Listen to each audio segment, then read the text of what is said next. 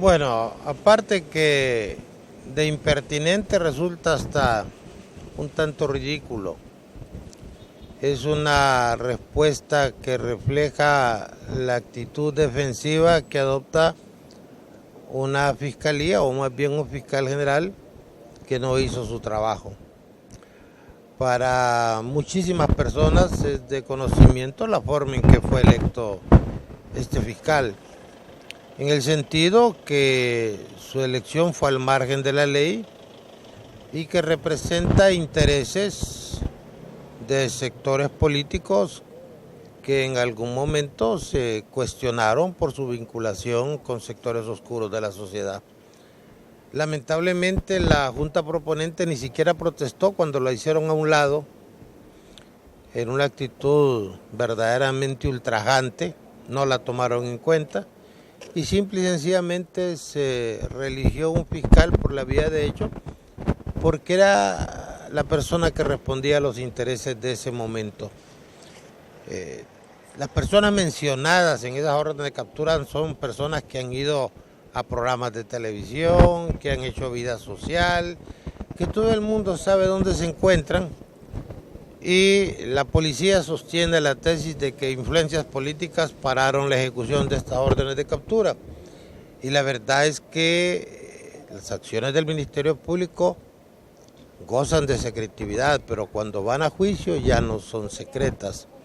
En consecuencia es una tardía y repito, impertinente justificación de su incapacidad y ojalá que no sea de su complicidad con sectores que han sido una amenaza para la sociedad hondureña.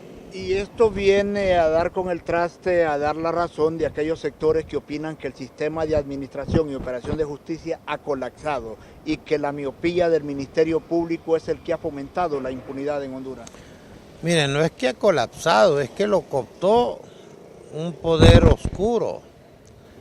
Es decir, todo el mundo sabe que diputados de la oposición fueron incentivados, por no decir otra palabra, con cantidades de dinero para la elección de la Corte Suprema de Justicia, para la elección del fiscal general, y que hubo intereses provenientes del crimen organizado para que determinadas personas asumieran ciertos cargos. Todo esto nos lleva a pensar que la sociedad fue muy tolerante ante ciertas acciones, donde fue vergonzoso el papel de algunas organizaciones de la sociedad civil que dijeron que teníamos un fiscal 5 estrellas y los propios representantes de la embajada americana avalando una serie de situaciones donde o son bobos o definitivamente estaban totalmente desinformados. Hoy estamos cosechando lo que sembramos, una sociedad que no protesta, que no reclama, que considera que las acciones de los sectores que manejan el crimen organizado y la corrupción son inevitables, que no se puede hacer nada contra eso y lamentablemente por eso la imagen del país está por los suelos y de hecho del año pasado a el año pasado la inversión extranjera fue mala, pero este año es 40% más malo de lo que ya era malo el año pasado. Si no hay inversión, no hay crecimiento económico, y si no hay crecimiento económico, la gente va a vivir en condiciones de indignidad. ¿Por qué se pone el fiscal general del Estado, doctor Pineda, ante este tipo de acciones?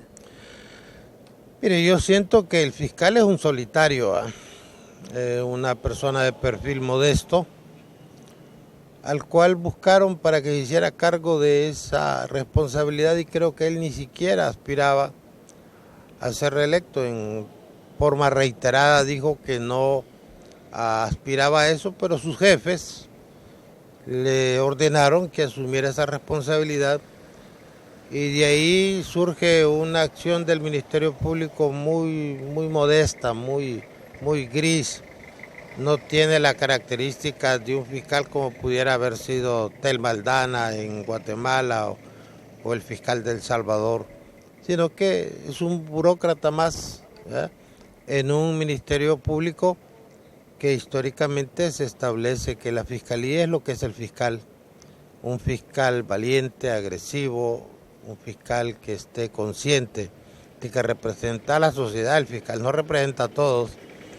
Es un fiscal que le da una dinámica especial al Ministerio Público, que es un órgano que debería ser un órgano extrapoder, un órgano independiente.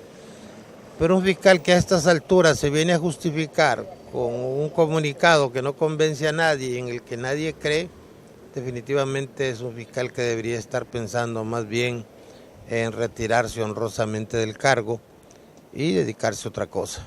¿Y qué debe de hacerse, doctor, de parte de la oposición política en el Congreso Nacional de la República, de aquellos sectores que ven con inconformidad el accionar del sistema administrativo y aplicativo de justicia?